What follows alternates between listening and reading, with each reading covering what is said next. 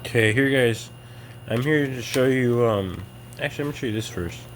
This is my own kind of like taped up, I put a baggie around it and then cut the corners and then went crazy with the yellow tape on the back, and I taped right over it so if I like drop it, it won't hurt the Game Boy pretty much on the back. And then I taped this, newbie boy thing and pulled off the protector for the newbie.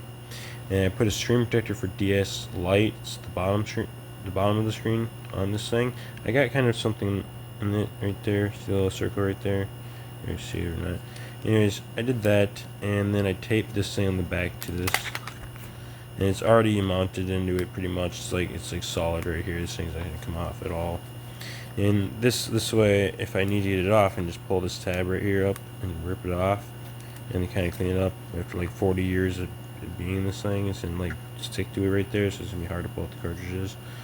So I'm just gonna leave it like this, and maybe just pull off the back and the other stuff and leave this on here. This one's gonna have to come off right as soon as I take the tape off. Why not? But I want my nephew to be able to play with it and not give me corona. Anyways, back to the story.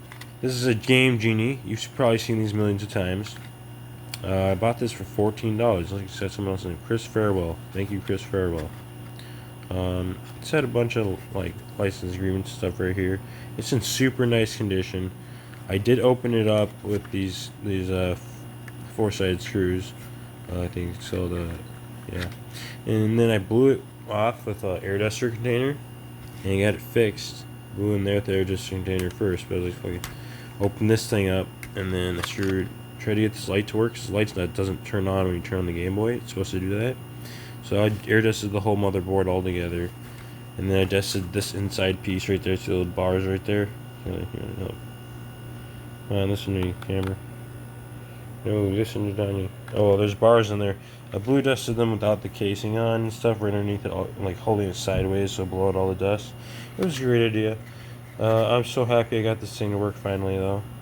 So let's show you guys how it works. I don't know any cheat codes in my head right now to even show you, and even if I did, it's really hard to do. So, oops, wrong way. These go in the opposite way, like you're putting in the Game Boy. Oh, it's hard to do with the camera. Anyways, I have the red Game Boy original. This doesn't work on any other Game Boy except the original. Okay, this is a 1990s Game Boy because it's red, as you can see, but it still says 1998 in the back, right? Or there it is somewhere right here. See where it is show.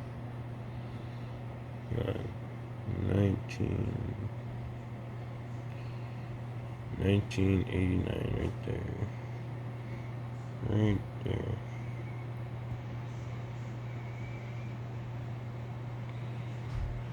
Okay.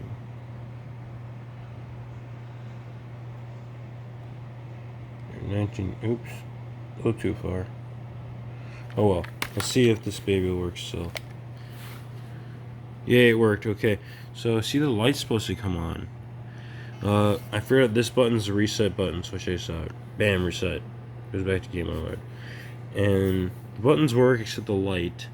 That's not a problem. I don't care if the light's showing me if the game cartridge is breaking or not. So I've had it crash on me twice. Then you're supposed to put the code in. It's 9 codes instead of like 6 like Game Shark. It makes a lot of bomb noises, but I'm just gonna show you one. Okay, now this thing works. Okay. See, Pokemon started, blue version. It started even though it's not a code. There's no way to turn off the code. I don't figure out what this red button is. I think it's stop and play. So I think it means. But yeah, I'm not gonna ruin my game save. So that's how many Pokemon I've got. I only got 4 badges right now. I'll finish this game later.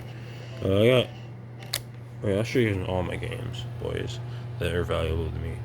I have this one, Game Boy Advance, and then I have this black one, and then I have this Game Boy Color, and then I have this purple and white and red Game Boy Advance SP custom made.